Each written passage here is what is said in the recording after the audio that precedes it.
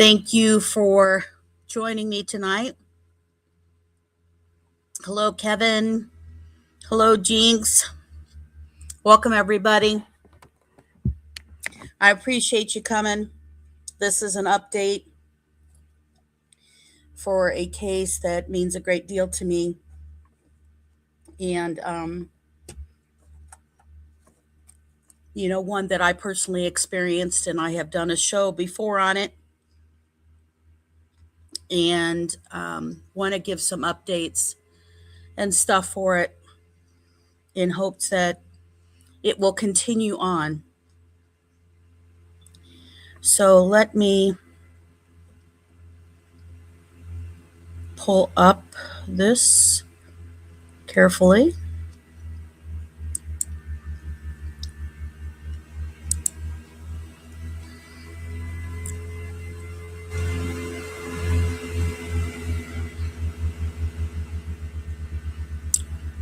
So let me know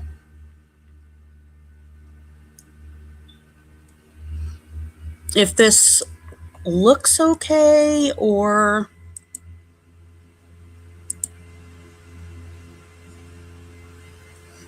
I hate to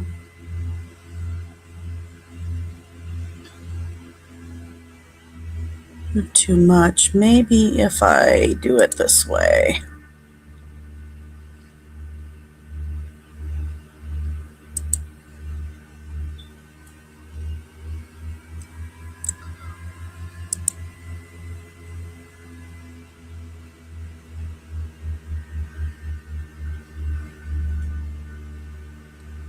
Maybe that'll help.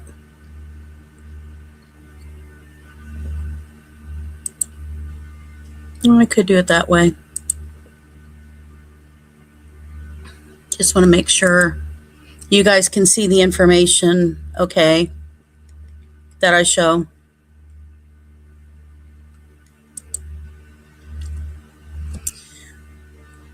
So if you started with me, this is one of the first shows that I did, and a reason I started into true crime, which I also accredit to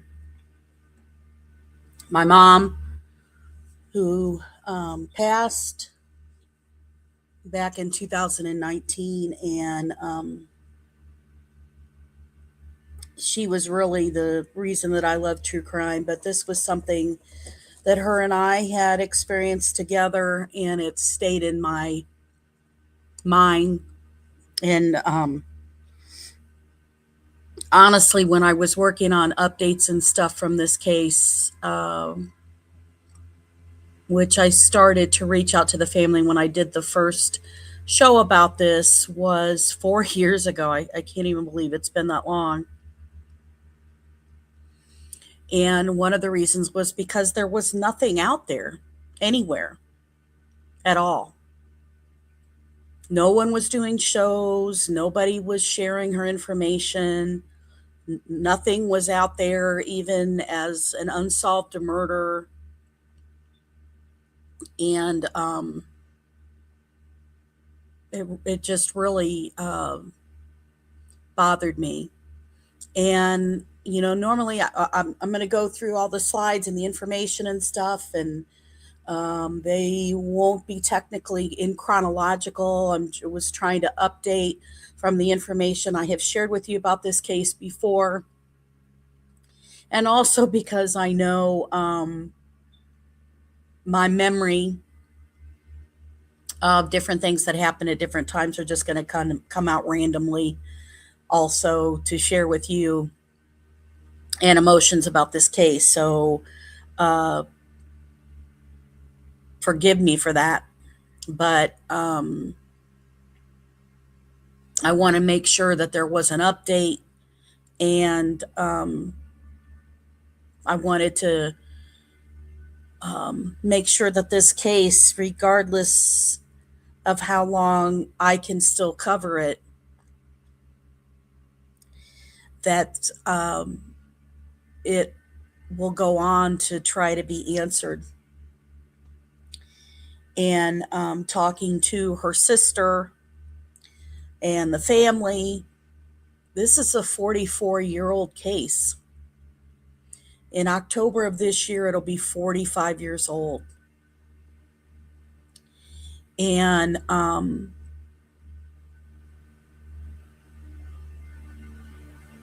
it's a privilege that I will say that I was happy that I had been trying to find out and been talking to the Hammond Police Department, detectives. I went through originally 4 years ago. I started with the Freedom of Information Act to try to request information, which I shared with you guys back then. And then while that was going to proceed to share with that information with me, it then turns around and then they're not going to provide me the information because they can say something's still active and it doesn't come up. And even though the stuff was uh, in microfiche format, they wouldn't let it come out. But I am happy to say that last year I was able to get this case finally listed by the Indiana State Police Cold Case Unit to add to their list. So please like, subscribe, share, comment. I always forget to do that. So I know my mods and stuff get on me about that. So I did it. Here you go. There it is. I'm a non-monetized channel. I only do it for the help of the cases and to help people. So please like and subscribe. I really, really would love to hit 2,000. And for some reason, there's way more love for men in true crime than there is for women in true crime. That's not a false statement because I literally have had people message me of, wow, I never followed a female in true crime. And I thought, wow, that's kind of weird. I don't know why that would happen, but you know what? I'm going to take this off because I'm worried I don't want it to block any info.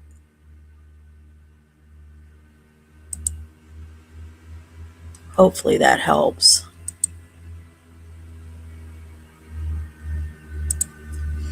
So in March of last year, I had communicated with and had went all over the place to find the correct people to speak to and ask why in the Indiana cold case unit that Debra Fulton's case is not in there. Tons of other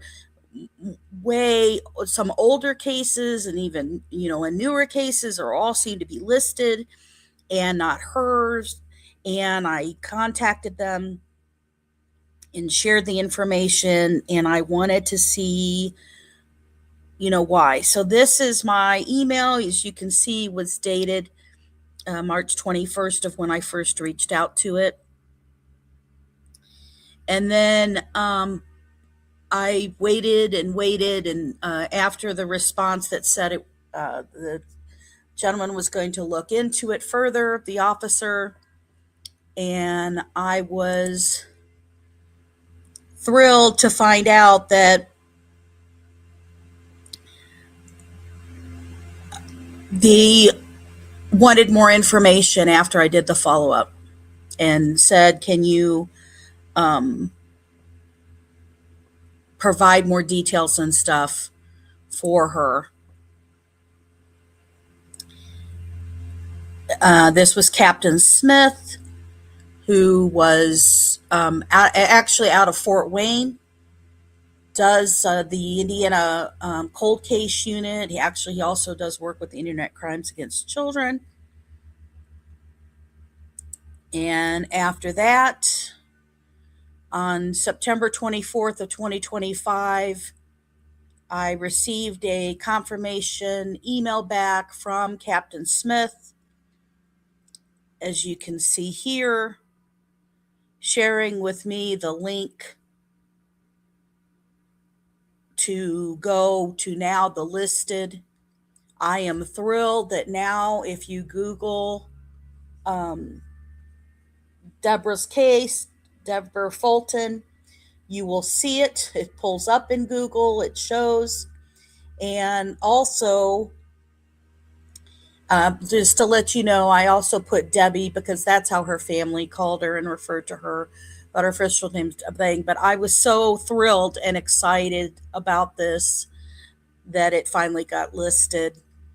Following this, I had reached out to, once again, the detective in the Hammond Police Department, Detective Mike Nemechek, and the time we got to speak and stuff at the end of last year after this got updated was then when I went back into the health issues that I was having at the time. So I wanted to let him know and talk to him, and like I said, I had some medical issues. So, and now this is like if you Google her name, it'll even pull up this. It shows it's the Lowell District office that will receive the tips. So let me share some information with you, and forgive me, I will try to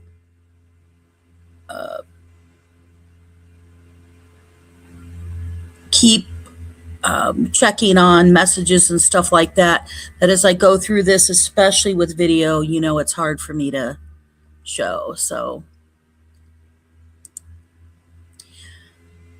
for those who are not from Indiana or familiar with Indiana or from out of the country, which I know I get, we are talking, Hammond is up in the northwest region of Indiana. It is fondly called the region. It is technically really more East Chicago than actually East Chicago is.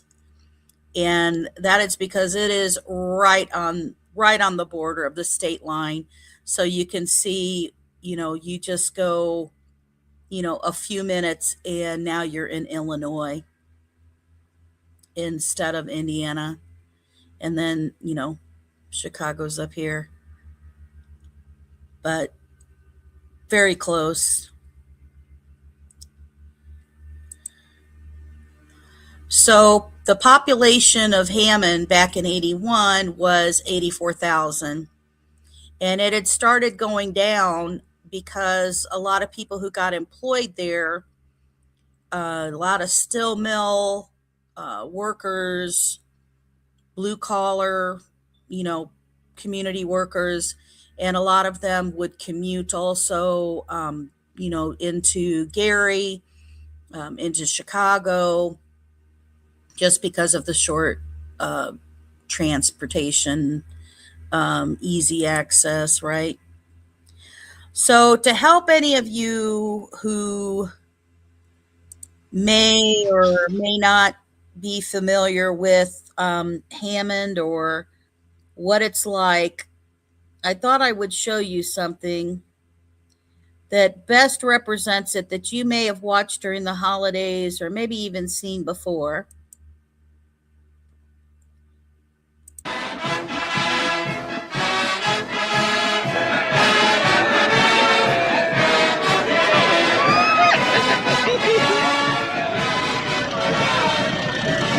So, A Christmas Story movie is actually based on Hammond, Indiana. And the gentleman who wrote and made this movie was actually from Hammond, Indiana. Mom, the store's gonna close soon and Santa's gonna be And gone. Ralphie, Santa's not going anyplace. Just be still. Doing so.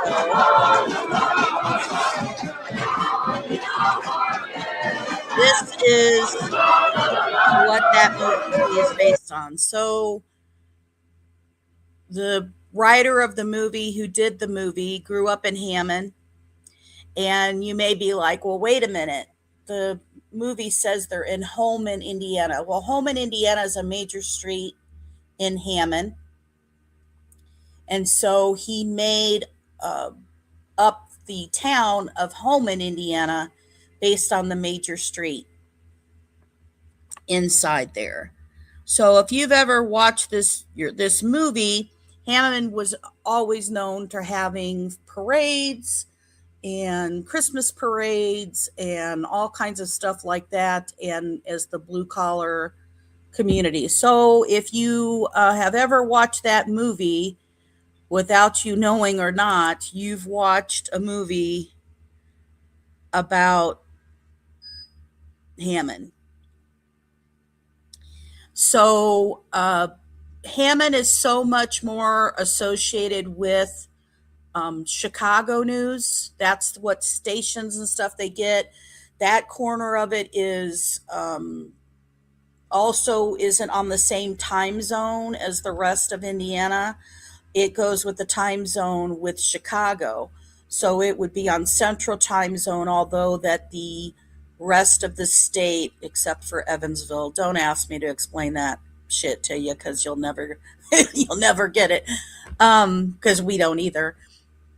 But it was always on the Central Time Zone versus the rest of Indiana, and that's because of it's so close right there to Chicago, and it would continue. So it was known with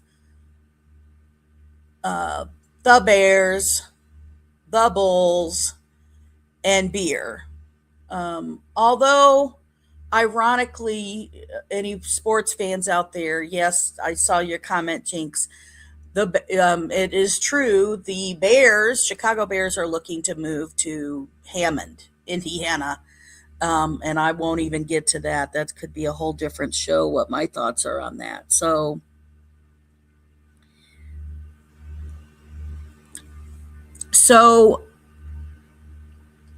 Debbie Fulton went missing Saturday, October 31st of 1981. She was 16 years old.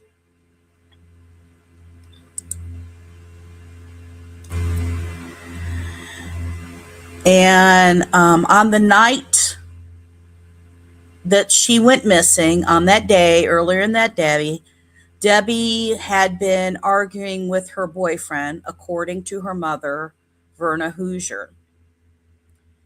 But her mother was unaware of why they were arguing at the time. And originally, I wasn't going to pull any of the newspaper articles in this like I did in the first one, but a few of them I did include. I like to just show where facts and stuff are come from, and these are from things that papers printed, although I found a lot of stuff that the papers printed that was not true. And that's the only way this case was communicated back then. And the one reason that I bring up about it being involved with the Chicago media is because Chicago has so much news that a girl missing and then murdered in Indiana is not major news in Chicago. Illinois is not going to pick that up because of that. And so you don't have like maybe the Central Indiana, Indianapolis market who's going to pick up more about a girl who's within their market versus up in Northwest Indiana at the time. So Debbie was hanging out with a girlfriend. And I have very specifics and updates for you that'll include some discussion I had with Detective Mike Nemechek from the Hammond Police Department to update you. But I want to make sure anybody who has never heard this story does get basic details from this. And so Debbie goes she's at her girlfriend's house. She's hanging out. Her and that girlfriend start arguing, and she goes back home. And she takes a shower, she gets redressed, and when she does that, uh, hello, rescue all the dogs. Can you still hear me, Kevin? Is my voice okay? Or was that just on the video when I showed the video? I'm sorry. I was trying to yell over it, but I'm quite loud half the time when this plays over, so make sure everybody can hear me okay. Just checking from the chat. Is it good? Can I get a thumbs up if everything's okay?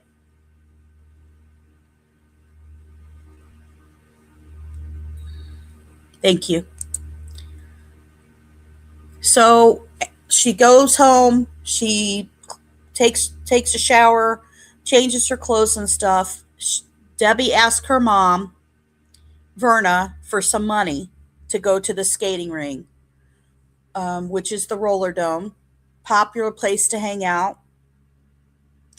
As I shared before, that was some place that I frequented a lot as a kid at the time, and went there with, Girl Scout troop and girlfriends and birthday parties.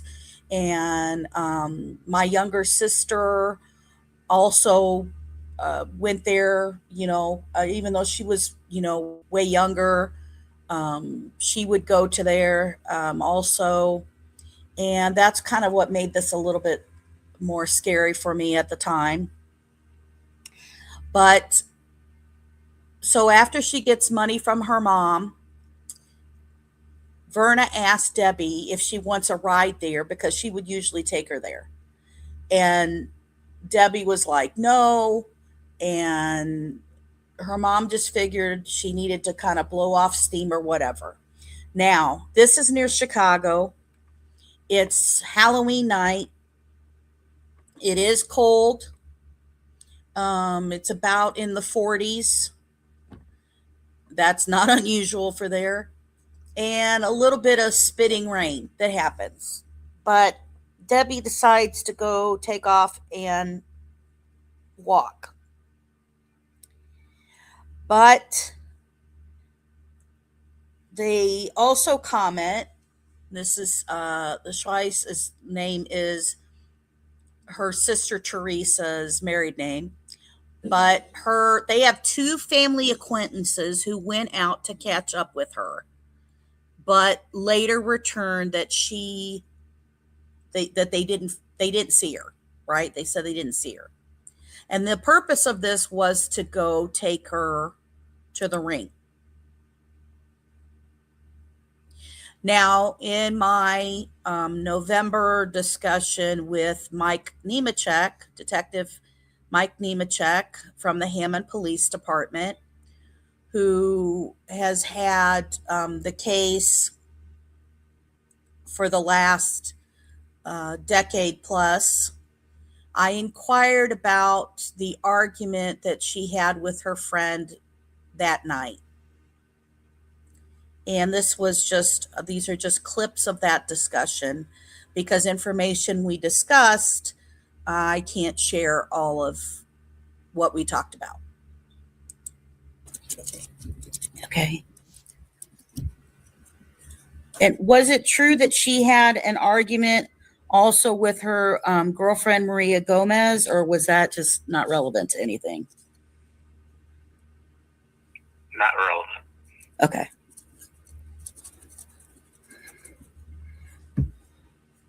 Okay. It was followed up to make sure. Yeah.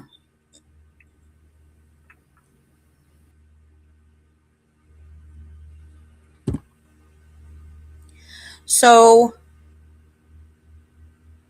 Maria Gomez, her girlfriend house she was at with, was not any part or concern about that from the police department. And I only bring that up because the thought process was maybe she was in an argument with somebody. She's walking to the skating ring. Maybe friends know, right? This was the thought process back then. And, did she get in a fight with like girlfriends or whatever? And that was not a concern from them. I also want to share that, and I'm just bringing this note up because I remember it. Like I told you, I'll bring up stuff I remember at the time. But the other part I want to share is that Debbie did not own her own skates. So when she went to the skating ring, she did not take skates with her. So that's just important. From the previous video, I talked about the possibility of maybe what could have happened with her. So Debbie attended Hammond Vocational High School. And in 1982, there was a tribute to her and other kids who had passed in the yearbook. This is where Debbie lived, 5644 Walter Avenue, Hammond, Indiana. Now, this is the roller dome rink, old pictures of it. That is at 730 Gosselin Street in Hammond, that she was to leave from at the time. This is the picture of the closed building. Now, I show you this because you can see the door to the far left. And when you would wait outside the skating rink for the doors to open, for you to go inside, a line would form outside this skating rink. And you would just wait for them to open and then go inside. You'd purchase your little ticket to get inside the skating rink, and then you would go and pay for your skate rental if you had to pay for that in addition. Huge thing to do back in the 80s was to go hang out at a skating rink.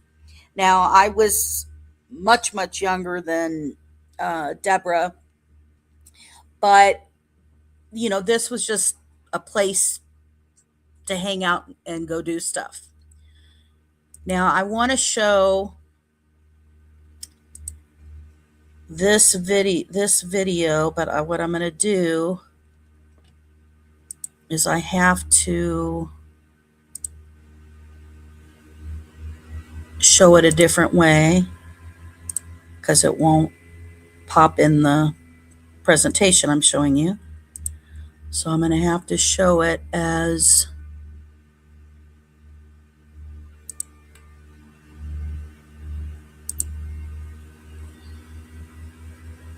this quick clip.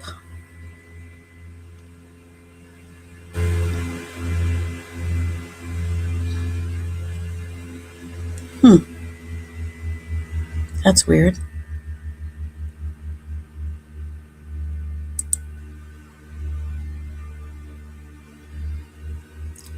I'm going to hit play, but I don't know why it doesn't look right. But I have plenty of memories from the roller dome on Gosselin, of taking a few hundred laps around the rink, interspersed with some hard falls, and stopping in the bright neon seats for some salty energy. Birthday parties and yearly skate-a-thons were awesome grade school memories. The last skates were laced here in 2008. But I have plenty of memories from the roller dome on Gosselin. That's the skating ring, and I just wanted to show what that looked like inside, just due to the fact that this pictures that are shown, the video that was shown, really took very good images of the inside of it. And the reason I show that is because when Debbie's mom went looking for her, she went to the roller dome to speak to staff and her friends to see if they had seen her. And this was on November 1st, the next day. And, you can't miss somebody being in there. It's not a huge place other than the skating ring itself. So at the front here, where everybody's standing watching people skate, behind them is that little cafeteria that he showed. And if somebody is, inside there, so out these windows, you could see out to the skating ring, except for people standing in your way. And over where the light is, over to the side, is near where the door where you're going to enter the skating ring itself. So it's not that huge that one of her friends or somebody would miss her being and showing up at the skating ring that night. That's not going to happen. So let me go back to sharing this with you. So Debbie's mother called the police when Debbie did not show up back home from the skating ring on going that night, October 31st, 1981, when she didn't return home. Now, the skating rinks would go late, especially that we're talking about. This was on a Saturday night. And so if you ever went skating back in the day or whatever, and I'm sure they probably still have this, I would believe, where you would have like overnight skates. So they may not close up till like midnight. So Debbie had shared with her mom she was either going to come back, kind of earlier, that, still technically Friday night, or Saturday AM, meaning that it closed up at midnight. Now I want to show you the walking route from Debra's house, which is, we're talking just 1.4 miles away. So if you look at the bottom, this is where Debra's house was at the time. And if you look at the top red arrow, that is where the roller dome is located. Just a straight shot up Calumet Avenue. And the middle is where Debra's body is found. And I'm going to get into how that is at the end of my street, the end of my block, and how I will not forget this for a very long time.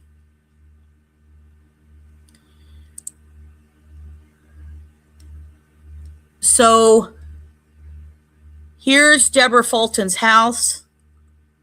She's back in the neighborhood here. So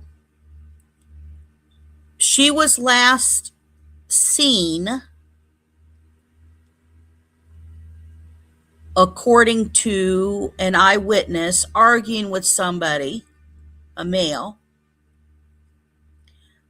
just on the corner intersection down from her house. So if you see the lower red bubble here, where she lived on Walter, she would have to walk heading towards Thornton and Walter Avenue. And then she would have to go to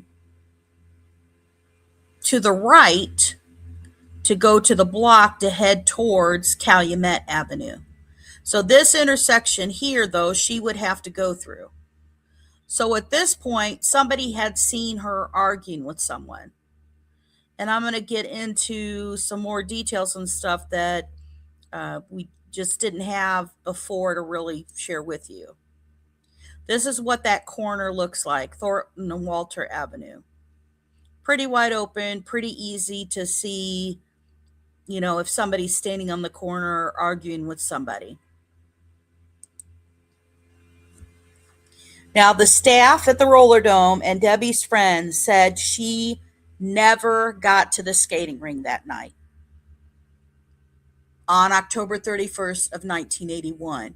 Now, when she went to ask her mother for money to go to the skating ring, it was approximately 6 p.m. And Debbie never arrived there.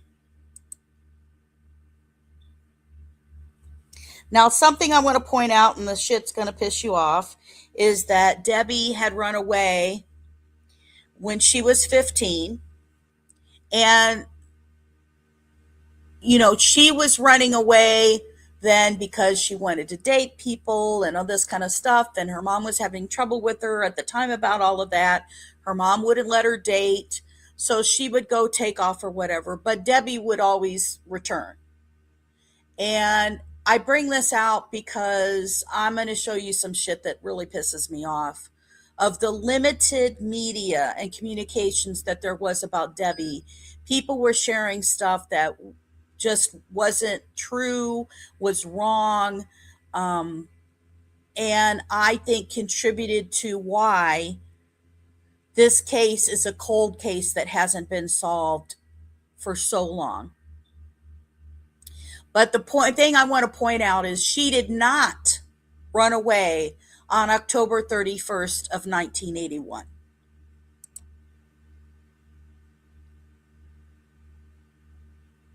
So on November 1st of 1981, that morning, Debbie's family went out to go look for her. And while she went looking for her, her mom, Verna, went out to the roller dome to speak to the staff. And unfortunately, while she was there, she got a phone call that her daughter was calling her to tell her to come to the Calumet Avenue Bridge. They called it the Iron Bridge.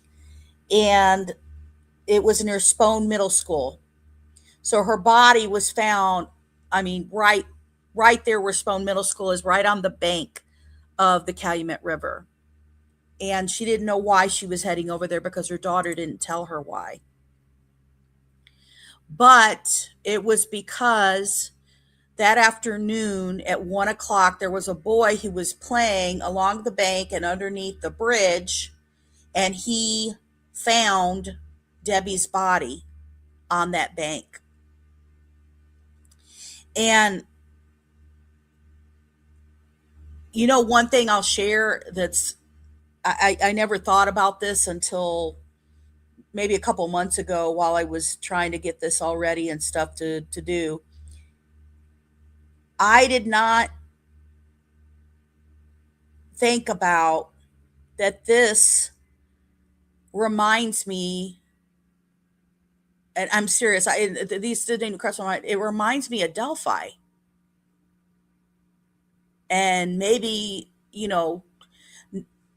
not that two girls missing and then suddenly I'm watching the live coverage when they turn out and find out that they're murdered wasn't going to be affecting me whatsoever, but I never made the connection between the two. But that, it was near a bridge, it was near this water.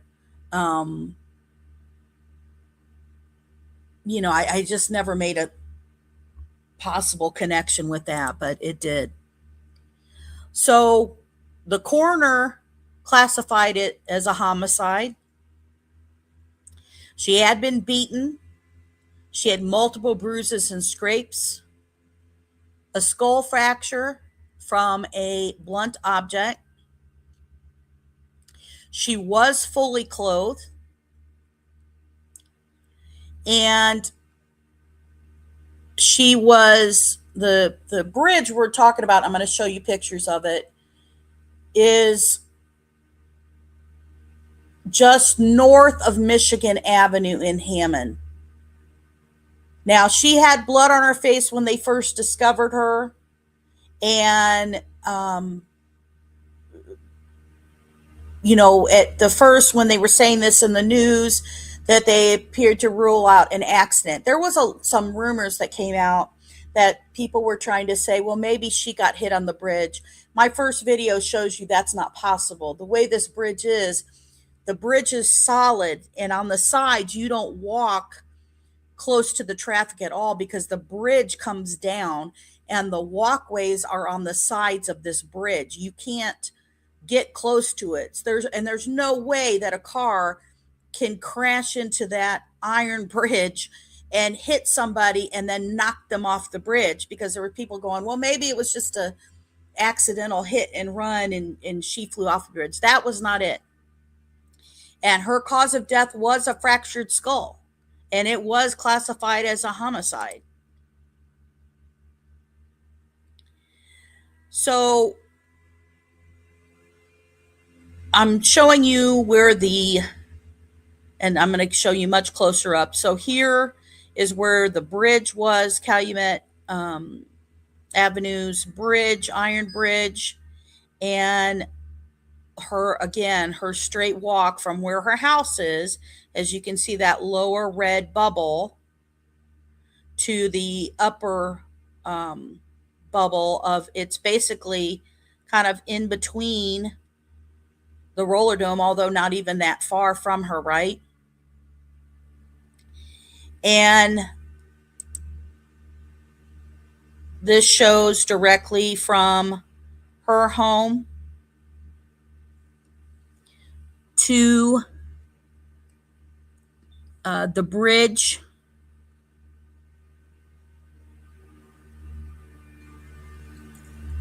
So less than a mile away.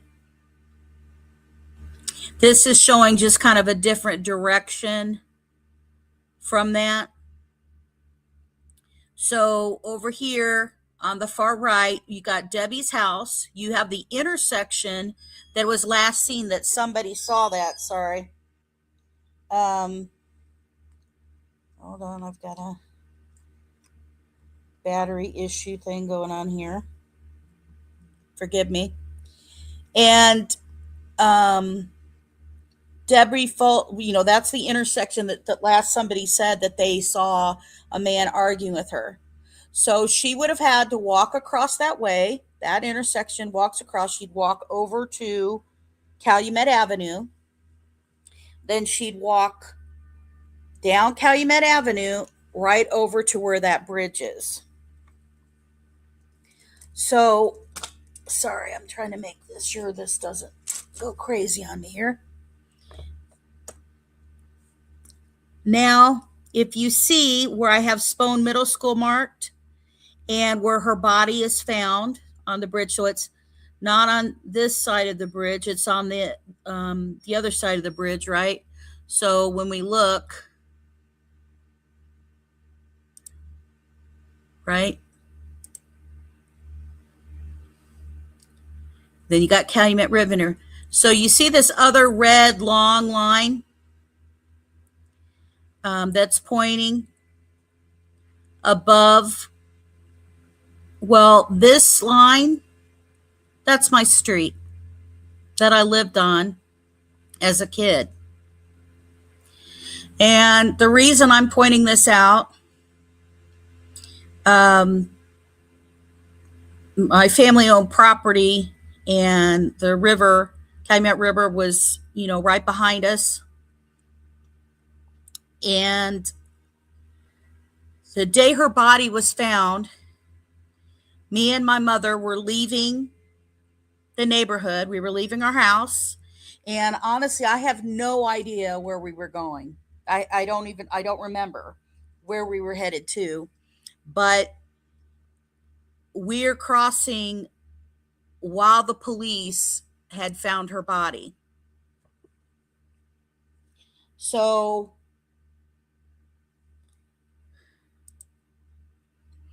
this is what the Calumet Avenue River Bridge, Iron Bridge, looked like. And in scale from this picture, it's horrible because it doesn't really show you what the bridge looks like very well. But it was huge, and it would scoop up so that boats and stuff could cross this bridge.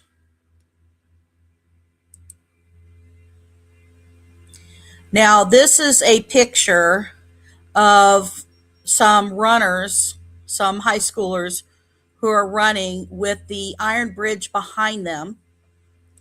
So they're,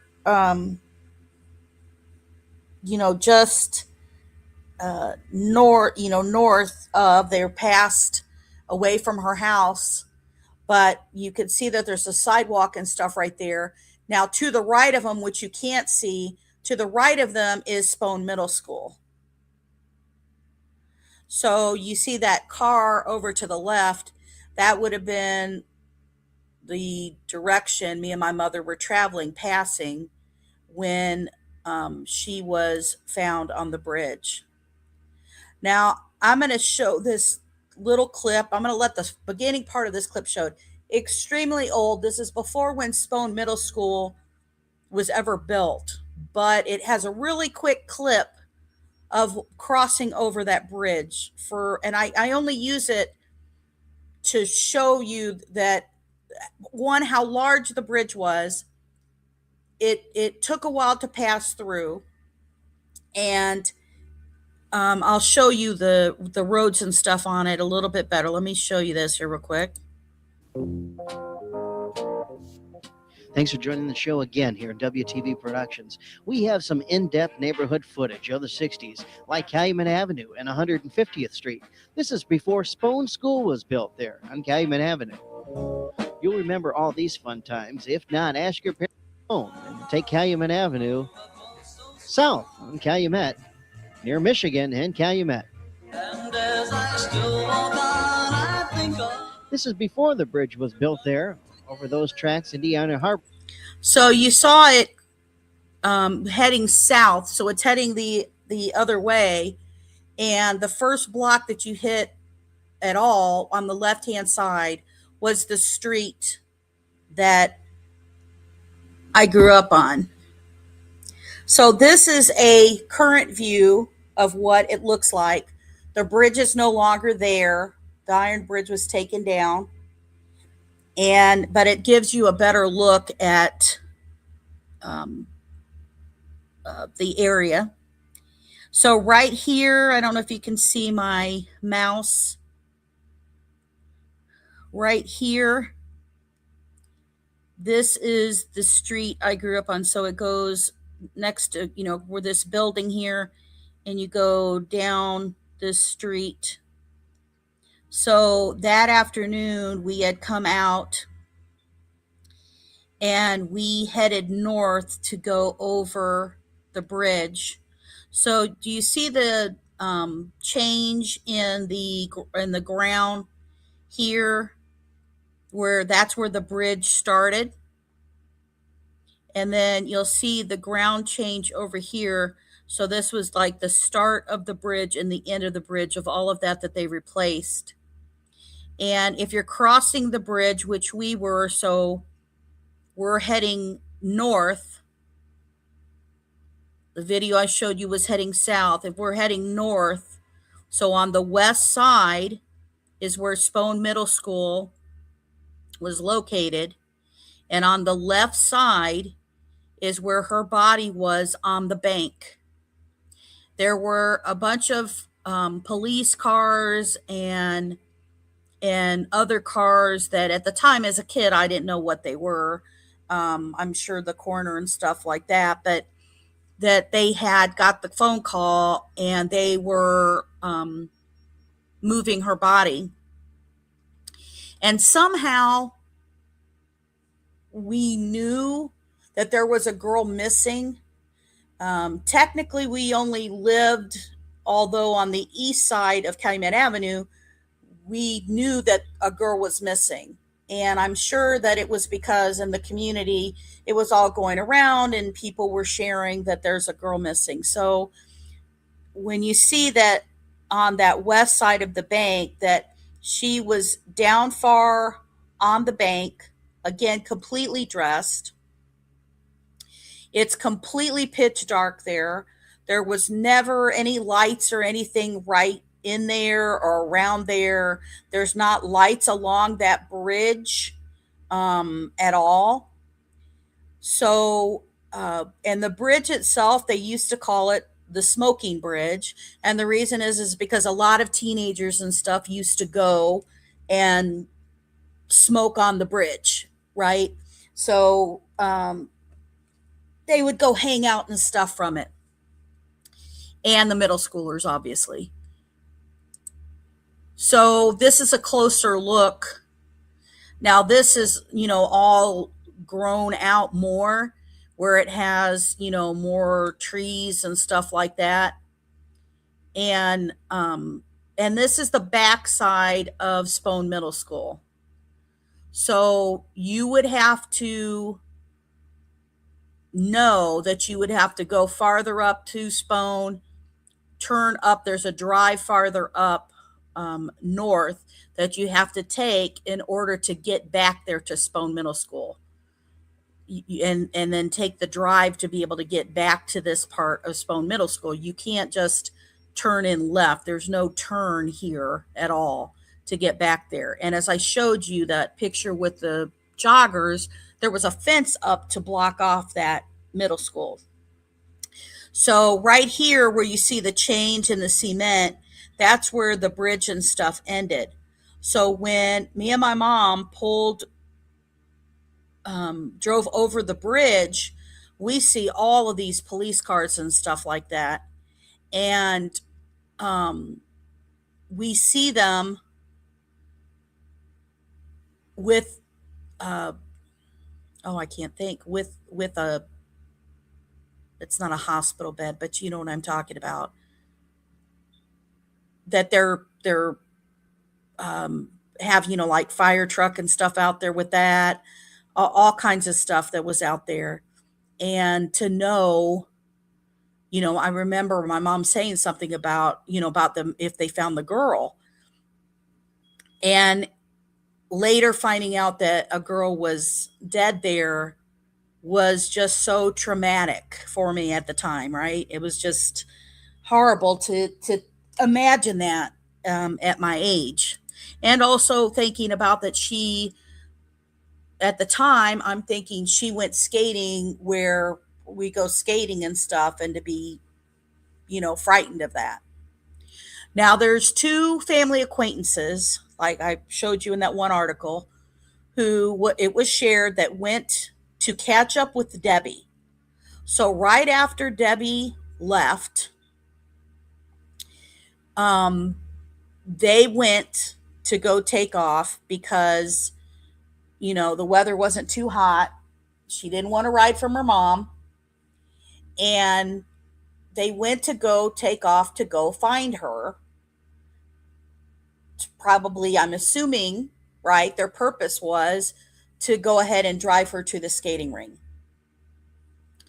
And they came back, according to the family, much later and said that they couldn't find her. Now, I'm showing you that how easy, you're talking a mile there, a mile back. Did you see her? Did you take this route from, to go to her in there? And I show you to the right at 933 Summer Street. This is Steve Hughes' house, and I'm going to show you why. The two family acquaintances who went to go find Debbie, who came back much later, according to the family, stated that they couldn't find her, was her boyfriend, Frank Martell, who was 17 years old at the time, and he lived across the state line in Illinois. Now, when I say across the state line, that's not far, because I showed you how close by, you just drive, a few minutes, and from Hammond, you're in Indiana, you're into Illinois, right? That's not that far, and that's no big deal. People did that all the time. The other person that went to look for her with him is Debbie's sister Teresa's ex-boyfriend at the time, Steve Hughes, who was 25 years old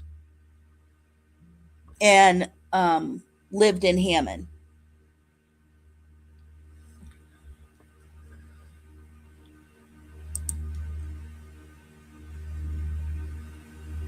Now, there was so much misinformation, wrong information that came out in the very few newspaper articles about Debbie's case that I'm not surprised while it's a cold case. And it was been frustrating because the one reason I kept on this case was because me and my mom used to always talk about this. We'd always talk about, and has it ever been solved? What's going on with it? And it had even popped back in the news when Debbie's mom had asked the police department to try to look into further about information. And as young as I was at the time in elementary school, and hearing about this all going on, and also that, my family didn't even allow me to go to Spohn Middle School. There was other stuff that was going on at that middle school at the time, but, they were like, you're not going to Spohn. You're not going to go there.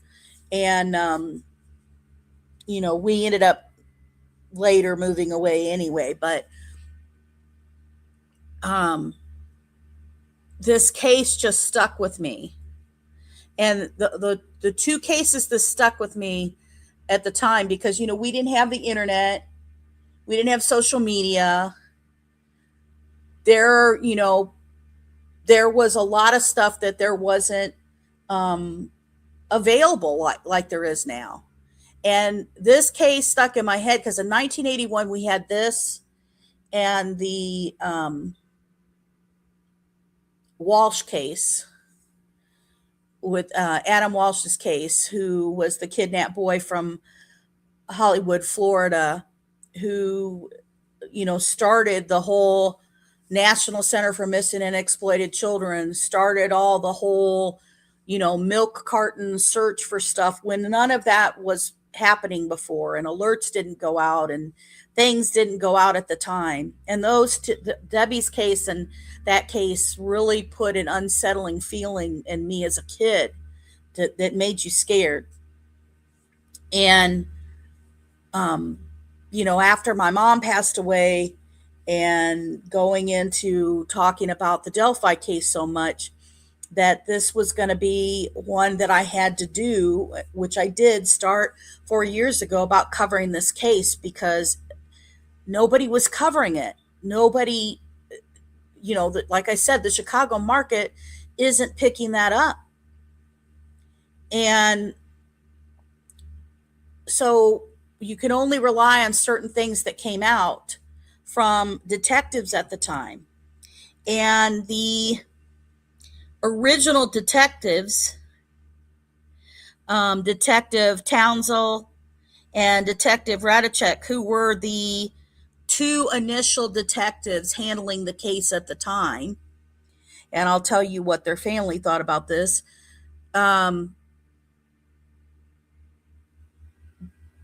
They weren't feeling good about what was happening. Now, in this article that happened, that these detectives themselves had said that they were looking for a time gap that happened between 6 p.m.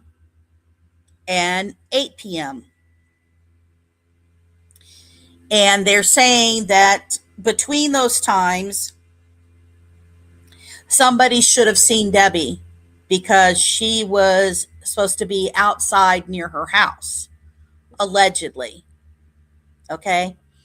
And in this, they're talking about that the last person to see her was her boyfriend, and that her boyfriend said that he saw her at Fulton and Walter Street, which I showed you on the map. I mean, you're talking a couple minutes to get to that corner from her house, and that she was walking towards Calumet Avenue at about 8 p.m.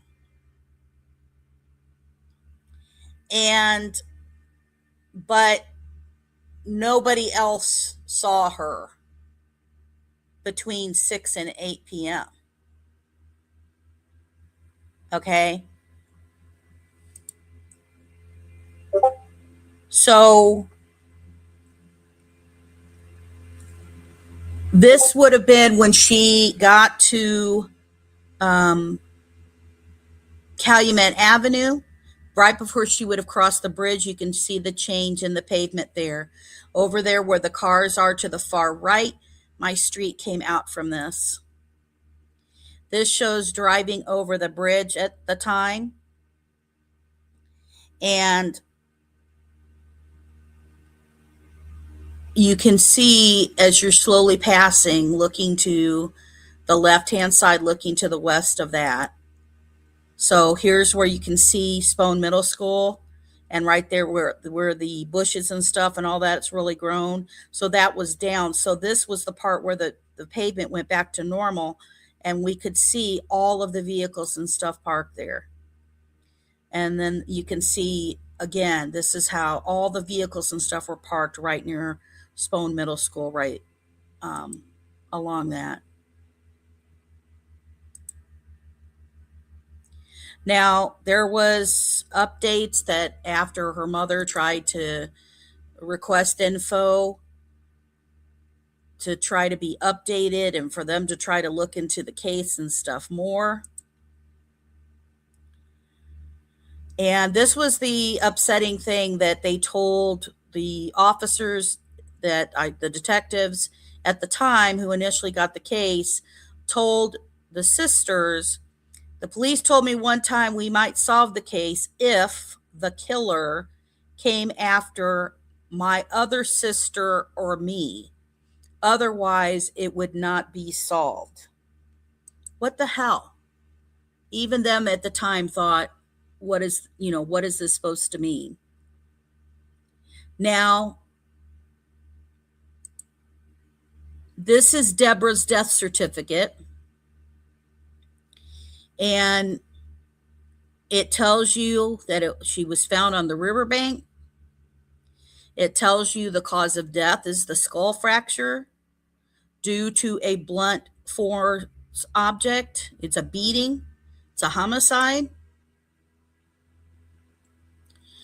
And on Debbie's birthday in 1988, Debbie's family had an article that was placed asking for justice for Debbie and for help in public information in her case to bring her murder to justice.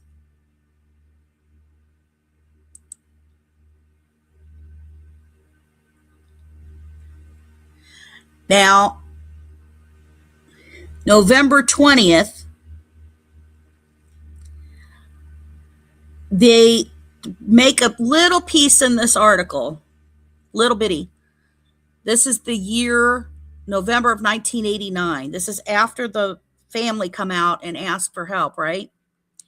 The notation in this article says that at least 12 people heard a man boast of killing Fulton before her body was discovered, but word of the conversations did not reach police until last year.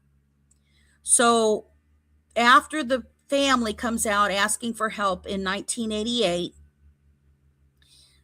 the communications that people heard, 12 people heard that somebody was saying that they heard somebody talking about that he had hurt her before her body was even found. All right. Now you're like, okay, well, that stuff came out, whatever. Okay, here's the problem. This is 44 years later. This case is not solved.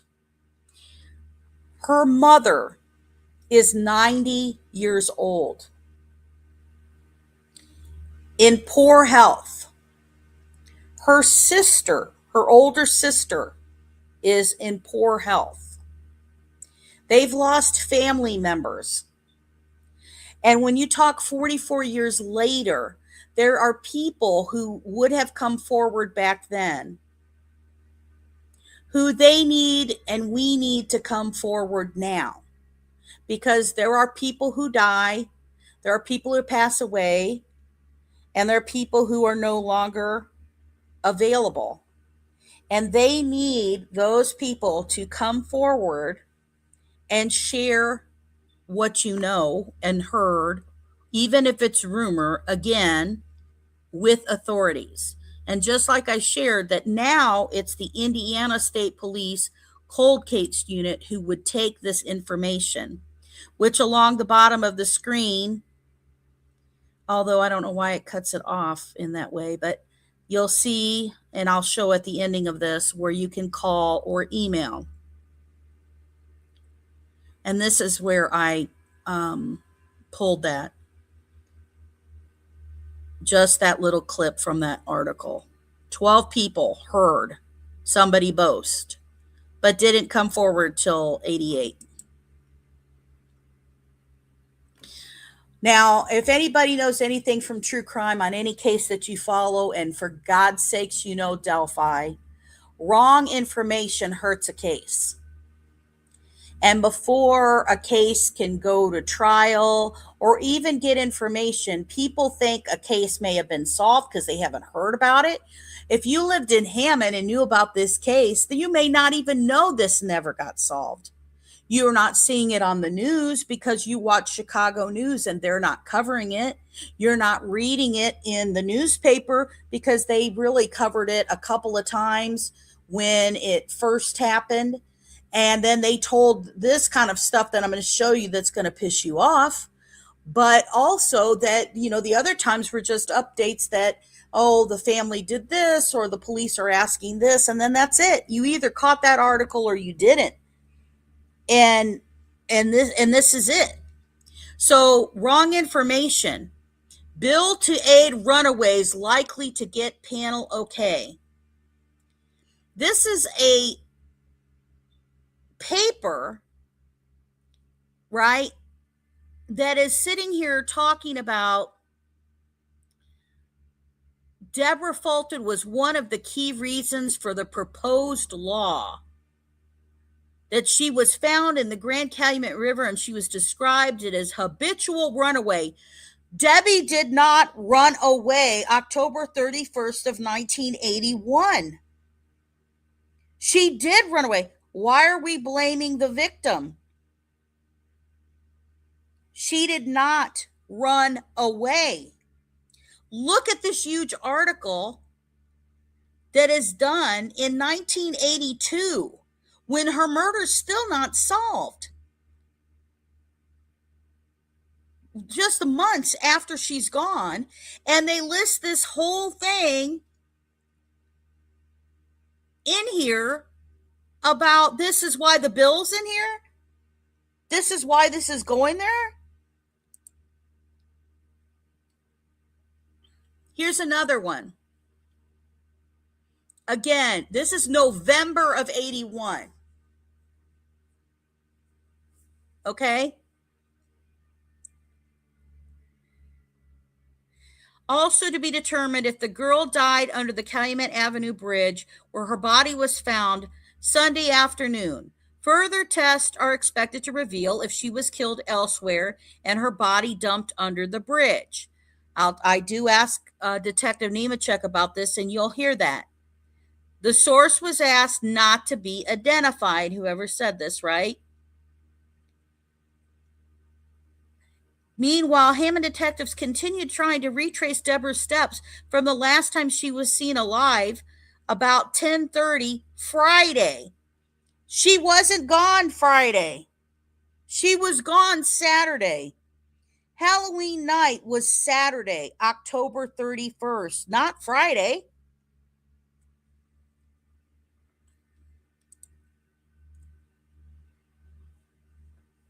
Within 3 days of missing,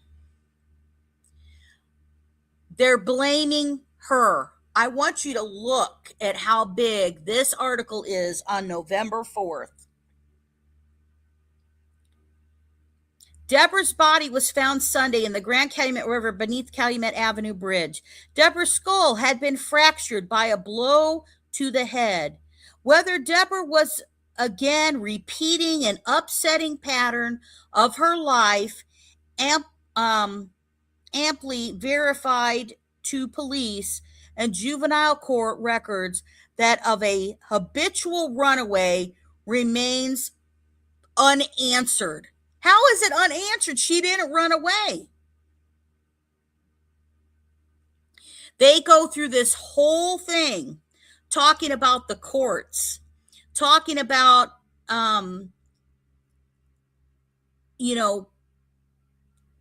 all of this stuff about trouble and stuff that she had.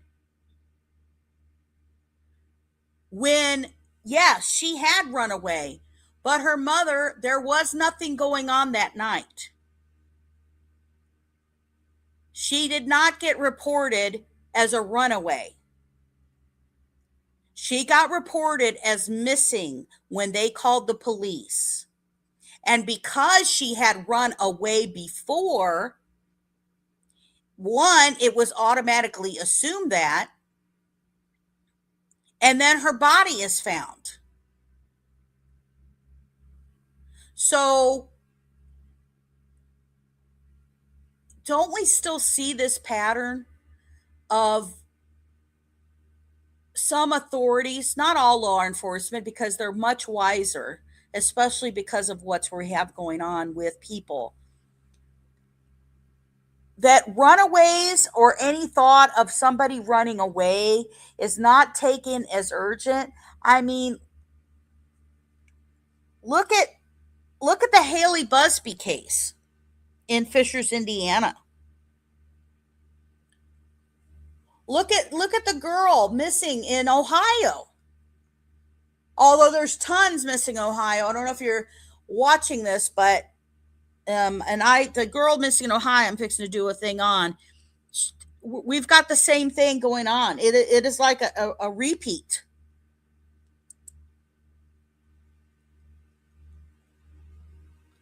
Here is an article that pissed me off too.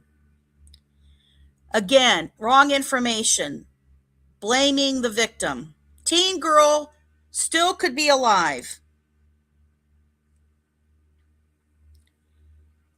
Police are still investigating the senseless, brutal murder, and naturally we hope the killer or killers are found and brought to justice. We also like to see legislation pass in the next session of the General Assembly that in some circumstances might prevent similar tragedies. The young Fulton girl had a history of running away from home, dating back to November of 1980, although each time she eventually returned. I mean, they talk about how the mother had worked with the welfare case, the people at the high school, of going through this stuff. And they talk about it. And they're pushing in this article for legislation to be introduced in 82 by General Assembly to give judges the authority to order juveniles to be incarcerated for running away, because they're talking about the juveniles don't see any consequences for them running away. They're using Debbie Fulton as the poster child example of don't run away with this unsolved murder. Oh yeah, we do want to try to find the murderer or murderers, but look at all this information about changing the legislation.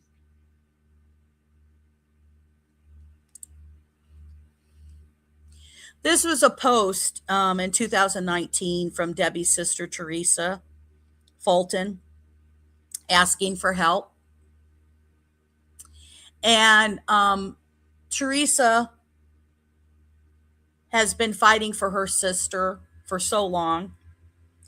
And her mom's memory is not good anymore, their mom. And Teresa's health is not well.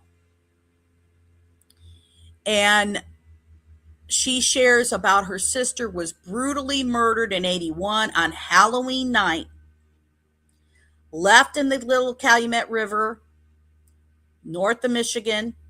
Then it was only 38 years. October of this year, it'll be 45 years. So unlike, she talks about anyone will come, unlikely of how anybody will come forward with information, but worth a try. She was only 16, a good, sweet, loving, and loved so much. There was a big write-up in the Times paper. It was on the news. Again in 2009, another article in the Hammond Times. I know someone has to know something. She was a fighter. She fought back hard, leaning to me to believe that there was more than one attacker. If anyone knows anything, I don't care how small, please let us know, or the Hammond Police Department. That is still the case. So, again, some clips from my discussions with Detective Mike Nemechek of the Hammond Police Department. And verifying death on certificate, and this is just to make sure that everybody knows why it says November 1st. The death certificate said the 1st because that's when she was found. So if she wasn't... That's the way that stuff in these kind of situations is always going to say the date they're going to put is the date that the person's found. Okay. That's just how that goes.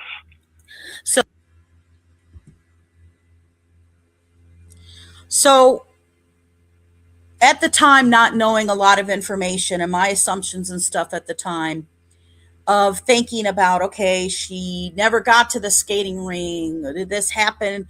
Her walking to the skating ring, what did it? Then when she, find out the information, okay, did she get in a fight with a friend? Could have she been hit with a roller skate? All this stuff that I had originally thought. I will say from the years in discussions and stuff with the family and with Detective Nemechek, my thought process on the case has spun some of, where is the crime scene? Was Debbie murdered where she was found? Was this fight that happened over near Spone Middle School in the pitch black over near, near the Calumet River, and then she ends up down on the bank farther down in there, head down first, right, but faced up? So was she murdered where she was found, or was her body dumped there? And what weapon was used to cause the head injury? Remember, in the articles, it was saying by the coroner was trying to find out about what blunt object was used to hit her in the head. And it was trying to find out, was that the crime scene? Coroner in an article said that they were going further testing to see if they could determine what weapon was used for the blunt force to her head. Do you know if they ever did any testing like that or were able to figure anything out?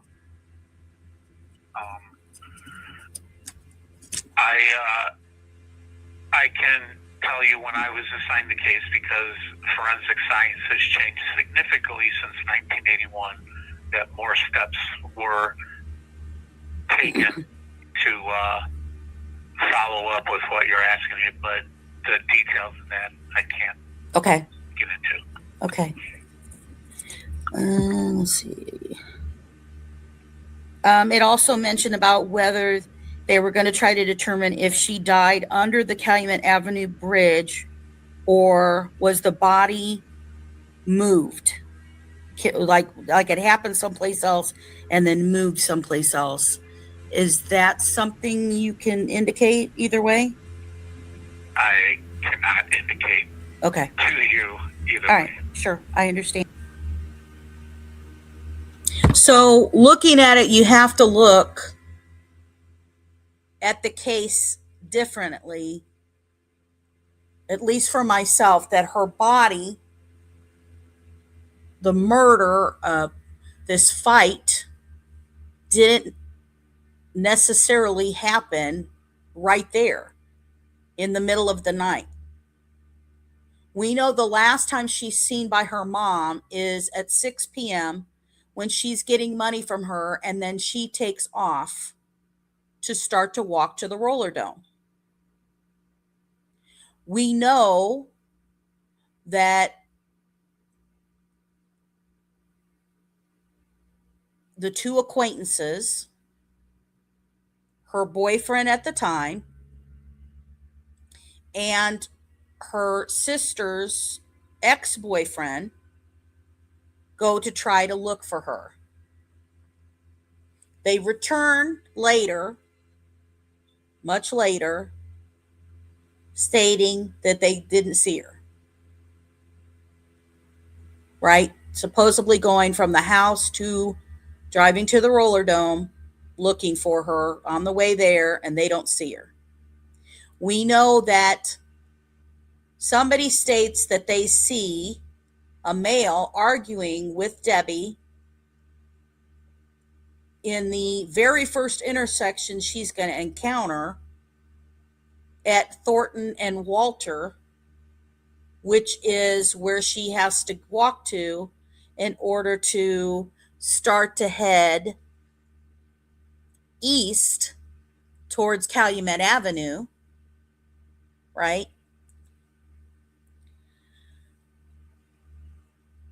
So in 2009, the family had asked, meaning more her mother, that the case be reopened in 2009. So, breaking news that I can tell you, that there is forensic evidence. And it has been tested. However, forensic evidence is not everything. And in order for this case to be solved, they need people who know anything, heard anything, around anything, saw anything, to come forward again to speak to the police and the cold case unit in order to be able to solve this case. It is way past time for Debra Mae Fulton, for Debbie, to get justice for this case. Her family deserves to know what happened. Her mom deserves to know before she passes away. She has given up hope, thinking she's ever going to know whatever happened to her daughter and who did this.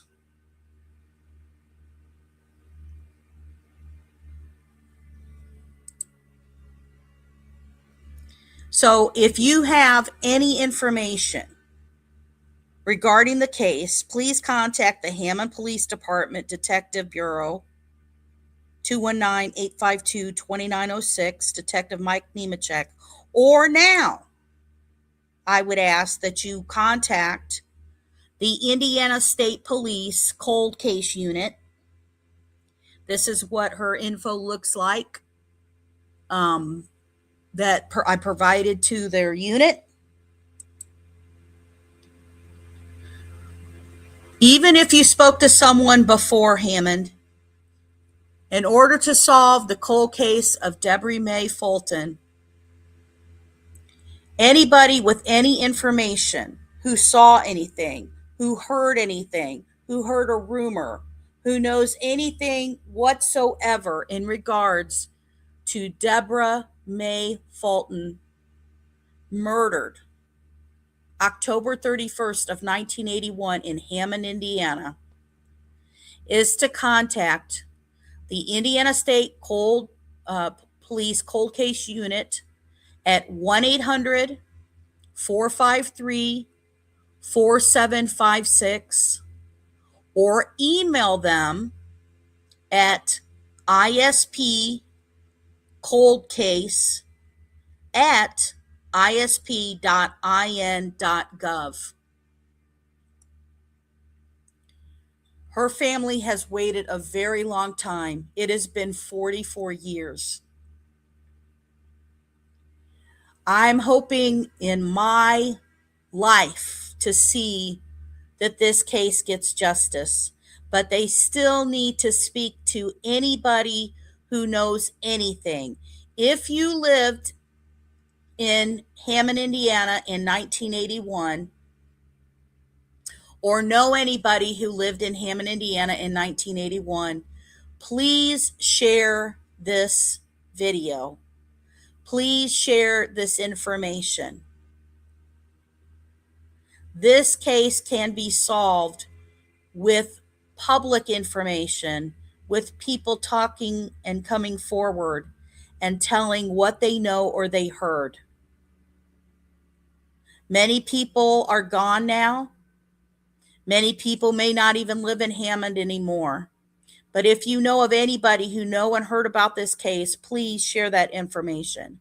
Please help them get the answers that they deserve about this case.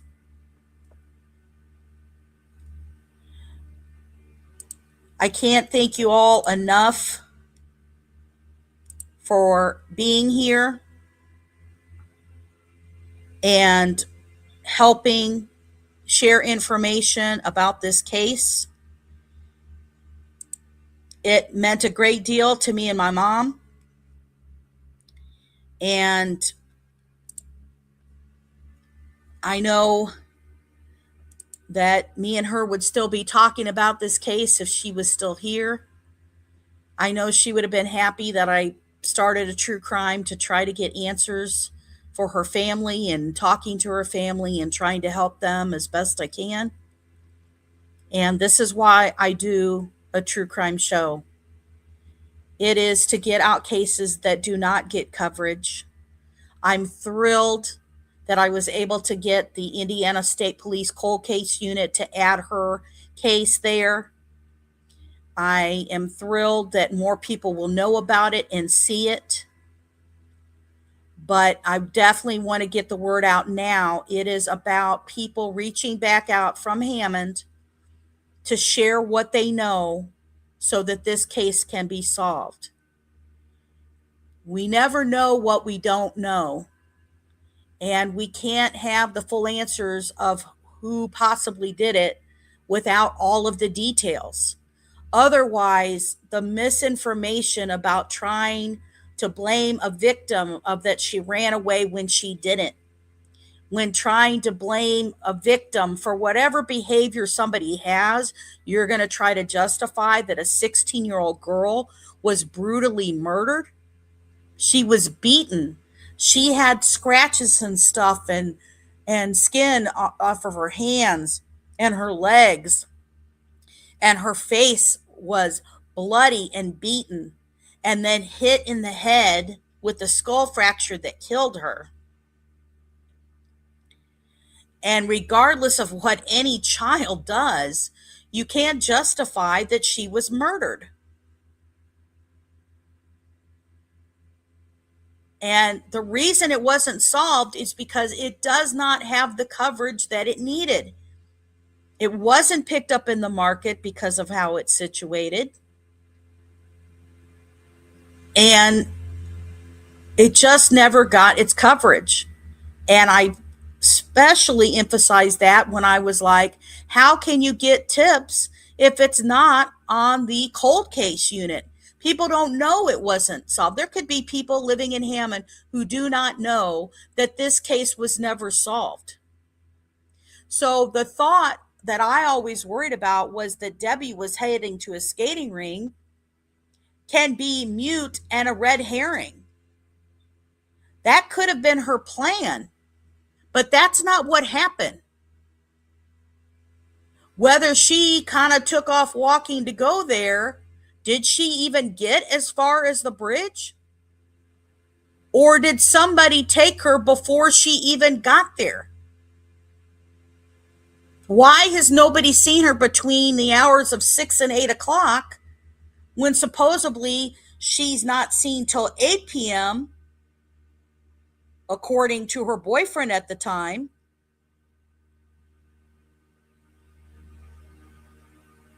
You know, her boyfriend is now dead. Her boyfriend back then. He's not even here anymore.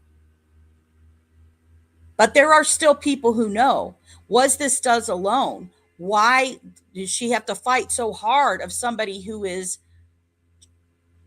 trying to attack her? What was the motive? What was going on? Detective Nemechek is going to be retiring. He's been gone out of the office for a while, and he is going to be retiring soon. So is the chief of police for the Hammond Police Department. And now it's going to go into another whole set of new detectives for this case. The only way a case can be solved is by public awareness and the truth and the facts of the case. People need to work hard for justice for Debra Fulton. Please hit that like button. Please, any comments and stuff. If you have shared information or you've had tips that you've shared and you want to share them with me, email me at justiceserveddaily, all spelled together, justiceserved with a D and then daily at gmail.com. It will not be answered unless we create public awareness. And a teenage girl should not die on Halloween night and us not know what happened. Has this person committed other crimes? I appreciate you being here and sharing this story. And I really can't forget this case because, like I said, how my mom and I experienced what we did. I'll never forget crossing that bridge. I'll never forget her body was found. I'll never forget being scared. I'll never forget how much me and my mother wanted this case to be solved. And now that I made a connection of how it kind of is a little bit way similar to Delphi, of why that also hit me so bad. I only do this to try to help bring awareness to the cases who don't have it and to help the families that I can. I'm catching up with all of the videos I missed while I was out with my heart procedures. I don't know if they're going to attempt to try to do another one soon. I'm trying to get as much of all of these updated of people I've spoke to who need help. One of them that is coming up is about a boy in Delphi who drowned, but yet they never found him. And please keep an eye out for that video. Please like, share, and subscribe. Please help me. Thank you so much, guys. Thank you for making sure justice is served daily. Good night.